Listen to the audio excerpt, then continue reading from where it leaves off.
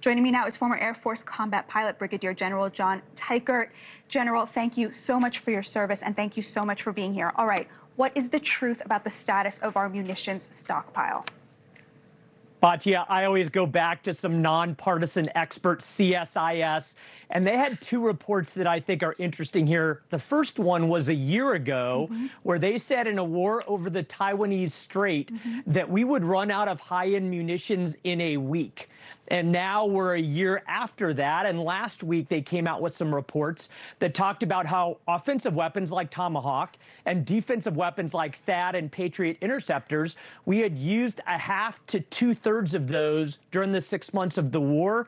I fall back on those nonpartisan experts, and I do absolutely believe that we're seeing a weapon shortfall. This is absolutely terrifying.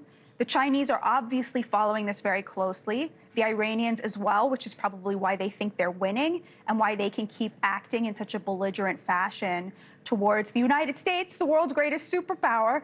What's the answer to this problem?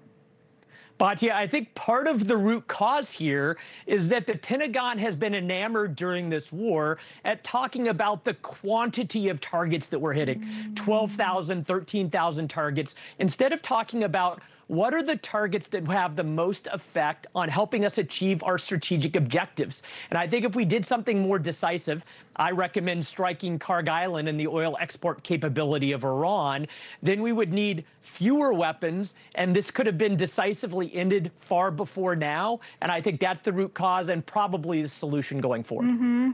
All right, the president is very upset about the leaks, understandably. He wrote on Truth Social, the U.S. has massive amounts of munitions, especially of certain types. Additionally, large amounts are being manufactured and shipped to the U.S. as needed.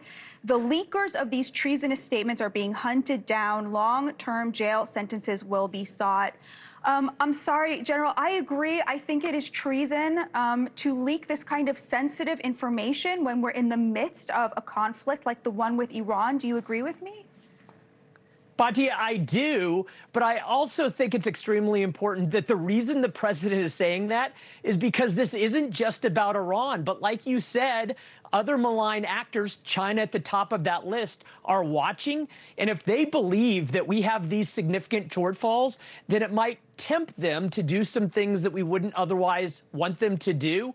But I also think that we need to be all in on developing the type of indigenous capability to replenish those stockpiles and have the capability within the United States so that this never happens again to us, because it does limit our strategic interests. And how long does it take us to replenish these stockpiles?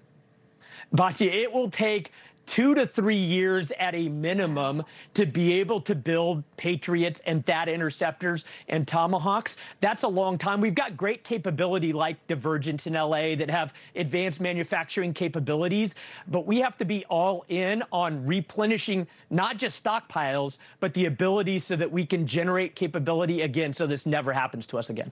General Teichert, God bless and protect you. Thank you so much for joining me and for your insight. Thank you, Batya.